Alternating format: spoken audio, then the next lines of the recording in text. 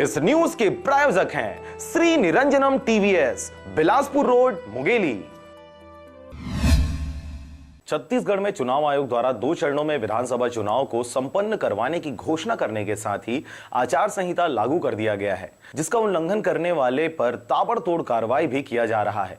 इसी कड़ी में सरगांव थाना क्षेत्र में युवक को देशी शराब के साथ गिरफ्तार किया गया है। पुलिस के अनुसार ग्राम बारगांव के रहने वाले युवक पप्पू राजपूत को बीते दिनों 10 पाव देशी मदिरा ले जाया जा रहा था, जिसको सरगांव थाना बल द्वारा दबोच लिया गया, जिसके बाद युवक पर 34A आबकारी एक्ट के तहत जुर्म दर्ज कर कार्रवाई किया गया है। अवैध शराब के प्रकरण में पप्पू राजपूत दिवाकर से 10 पाव देशी मदिरा जब्त किया गया है। 34 से आबकारी एक्ट के तहत कार्रवाई की जा रही है। सरगांव से राजकुमार यादव के साथ नारायण बंजारे की रिपोर्ट, RJ रमझाझर।